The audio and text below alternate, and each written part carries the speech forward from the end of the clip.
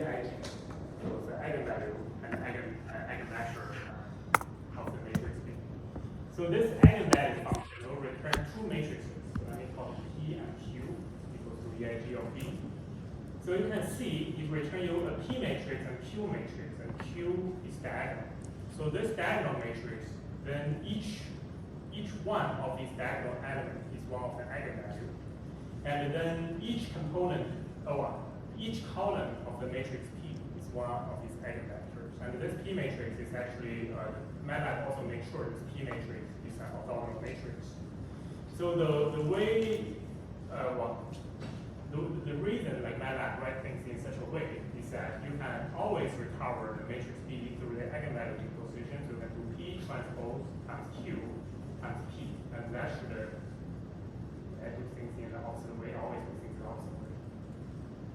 Yeah, so if you do P times Q times P transpose, you should recover the B matrix, right? So you see, like it's not exactly the eigenvalue decomposition, because in MATLAB, when you compute things on a computer, it's always subject to the machine precision. So you see each component is almost zero, but it's at the level of 10 to the power of negative 15. So you cannot get rid of this error. So pretty much, after this eigenvalue decomposition, you have B equals to this orthogonal matrix times diagonal matrix times the transpose of this orthogonal matrix. So this is the idea, of how MATLAB finds eigenvalues. But for finding eigenvalue, it's still a quite difficult task. So let's see, MATLAB, how MATLAB, finds eigenvalue. So usually you can just go to the documentation, and the MATLAB will usually introduce you of the method they are using.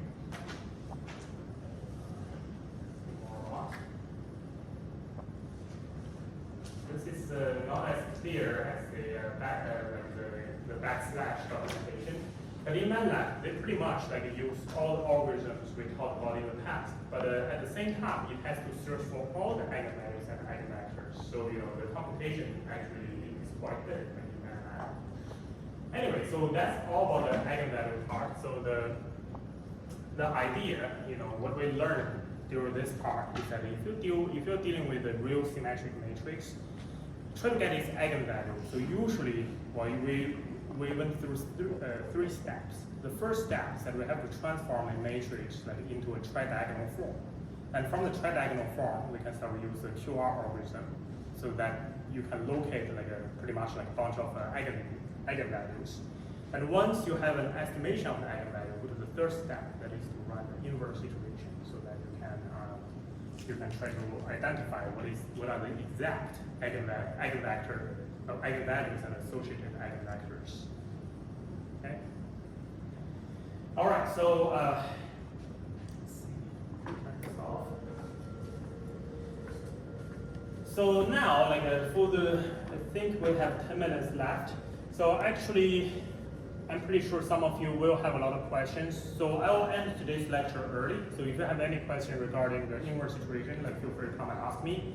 So next Monday will be an optional lecture. So I will talk about polynomial interpolation and the quadrature. So that is numerically, if you have a function, how do you evaluate this integration? Let me just give you a taste of what can happen on next Monday. Let me show you this one. So, evaluating integral, that's one thing you learn from calculus, so it doesn't sound that difficult, or it can be difficult. Let me give you several functions, see if you can integrate it. So do you know what is the value of this guy? That is easy, right? Because it's very easy to find the antiderivative of the e to the power of x. Let me make this to be slightly more difficult. Do you know how to integrate this guy? Times e to the power of negative x squared dx. This is still doable, right? And to do this, you can write this as integration from 0 to 1. Maybe 1/2 of e to the power of negative x squared dx squared. That's the way I write it. It's pretty much to do a change of variables. And then you take a negative sign in here, negative 1/2 of integral of e to the power of u du. It's also from 0 to 1. this guy is easy to evaluate again. So those things are still, this integral is still easy to carry out. However, sometimes some seemingly simple function. Is that still from 0 to 1 or is it from -1 to 0? Well, because oh, you're right, it's 0 to -1, right? It's not 0 to 1. Really? I don't know. Okay, let's just try to carry this out. So it's -1/2 of integral of e to the power of -x squared d -x squared. So what's the limit? What is the limit of the integration? So when it's 0, so if this is your auxiliary function u, so this is -1/2 integration of e to the power of u du. Then when x equals 0, u equals 0, right? And when x equals 1, u equals -1. Okay. So this value should be decently easy to evaluate. It's 1/2 of 1 minus e to the power -1. So it should be positive for sure. Yeah? So this thing is positive. Anyway, so this is just like nothing more than the regular calculus you learned. But let me give you another function. So what about this function? Integration from e to the power of -x squared dx from 0 to 1. 不会。 How do you evaluate this? 不会, right? In fact, this function, it is quite difficult to, it's actually very difficult to evaluate. This function, let me show you. So in general, if you're integrating this from 0 to, let's say, t, this is actually a special function. So anyone of you know the name of the special function of this guy? So this function has a name, like sine and cosine, right? So those are special functions. This special function is called the arrow function. And it is, I believe this guy should be 2 divided by square root of pi. Or maybe square root of pi divided by 2. Of the arrow function is called ERFT. So this is like how we define a special function. Because the value of this will be pretty difficult to evaluate. However, so basically, like, now next Monday we'll learn how to compute things like integrating from 0 to 1 of e to the power of -x squared dx with your computer. So in general, like, if you want to get the exact value of this guy, it is almost impossible because you don't know what this arrow function is.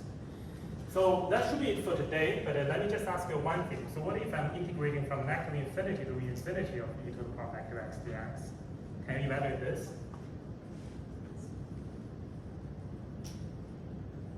Wait, this should be an example in calculus, right? Think about how to evaluate this, and who knows the result? What is the result of this guy? Like 2 powers. 2? Not 2. It's a pi. It is just a pi, I think. I believe, but now I'm not sure. But I do know how to evaluate this. So if you see this, there's actually a very neat way to evaluate what is this integral. Anyway, so we'll save some of the quadrature problem like for Monday. So it is optional in the way that this part, so the numerical quadrature, like to get the integral, this part will not be covered in the final exam. Okay, but if you're interested, feel free to join us next Monday. All right, so that's it for this week. I'll see you next Monday.